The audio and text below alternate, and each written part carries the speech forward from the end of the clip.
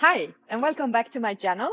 Today, we are going to talk about training and how you can improve your training before you even have started to train. So there will be a few tips about it. Before we start, subscribe to my channel, give me a thumb up if you like it, leave a comment below. Any requests you have about training, conditioning, aerial, leave requests. I will be happy to make a video about it. Let's go to it. Tip number 1, plan your training. So a big thing about training is that you know what you're going to do. If you every day are you asking yourself, should I train today or what should I train? It will be really hard. So either weekly or monthly, make a little schedule. Like plan which days you want to train and what you want to train. Say you want to train your flexibility, you want to improve the middle split, you want to do one aerial training and you want to go to the gym once. So then write it down like, okay, I need 1 hour each, maybe the stretching half an hour and then 2 times 1 hour of training, and then see where in the week it fits. So you have a training schedule. So once you are starting the week, you only know that after work on Monday, you go to do the gym. Maybe on Wednesday before work, you have an hour, you have the studio where you can train aerial. And on Friday, for example, you do the middle split or however you plan it. But it helps so much to plan your training so you don't have to kind of think about it when you want to put it and then something comes in between. It's like part of your work or part of your daily routine. You have it planned. Number 2, consistency. So better you plan 2 trainings a week than that you train 1 week 6 times a week and then you're so tired and you have absolutely no time and then you can't train for 3 weeks again. I don't mean you shouldn't train 6 times a week if you have the time and if you feel that you have the energy for it, but find a reasonable amount of training time which you have every week. Let's say you are the kind of person which likes to train 15 minutes a day and you always have this 15 minutes a day which you can put somewhere. Then plan it like this and then start up your training and see this 15 minutes a day 5-6 times a week. Or if you are someone who likes to do it in blocks, then see that you have 2 blocks a week at least where you get your training in, and then maybe some small.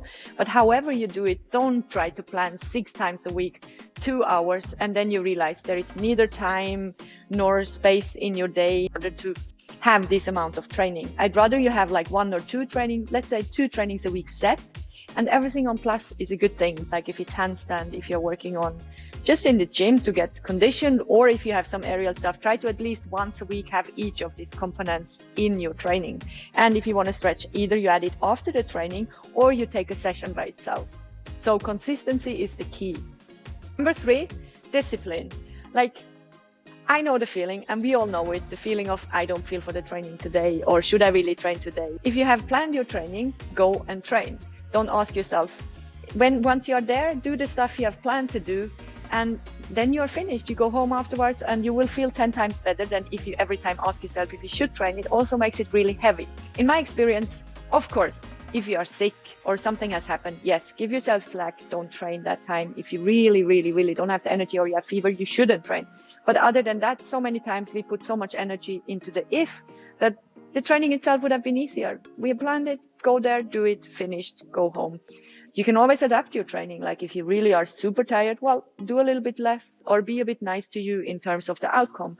But still, in general, being disciplined makes you improve. I mean, look at all the professional sports people, look at professional ballet dancers. The thing they have most of all is discipline. It's not about, am I going there? How do I feel? It's about doing it every day, every week, every year.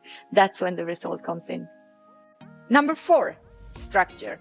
So plan your training even. Don't just plan when you're going to train, but plan your training itself as well. So when you come to the training, you know, for example, you always warm up for 10 minutes. You know that you're warming up for a certain amount of time. Putting on the music, you maybe have some songs, however you do it, make a structure. Then you know what you're going to train, which makes the time more efficient. So you don't end up in your phone looking for the next thing to train or next exercise. You know what you're going to do.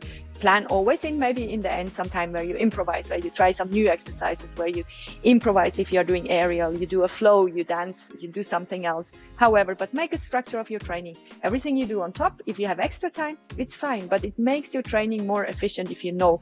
Even the conditioning part, how many repetitions do you do? Which exercises do you do? Give yourself a structure. There is so much help for that. You can find training plans, you can work with a personal trainer, you can work with a coach, you can make it yourself. Number 5, goal setting. It really makes training also more easy if you have a goal. So whatever the goal is, if it's a new trick in the air, if it's a flexibility thing you want to achieve, if it's something at the gym, some certain strength or muscle group, put yourself a goal, make it reasonable. Maybe don't lock it in a certain time, because Sometimes we don't know how long it takes, but have a goal and then break it down. Look which kind of muscle groups do you need for achieving the trick, or which kind of stretches you need for achieving that flexibility, and then work on them in pieces. Set yourself the goal and then break it down in small pieces which are achievable and which don't feel like a mountain, because that sometimes can block our going for it when we don't know the pieces. Otherwise, again, find help, get someone to give you the information you need in order to achieve your goal. But have a goal, break it down, and you're halfway there. Number 6, which is maybe one of the most important one, is passion. It's always easier to train when it's something you like to do, actually. And I know training is not always fun, but find something in it. Find if it's the sound list you're working to, which is giving you the groove, or if it's a trick that you really want to achieve, try to find some kind of interest and happiness. The body works better when you're happy and positive thoughts. It really is proven. And they even provoke that in certain sports or something. They provoke this, put on a smile, put on a happy feeling in order to do something, because it's proven that the muscles respond better. So your training will actually have a better effect, and it's so much more fun.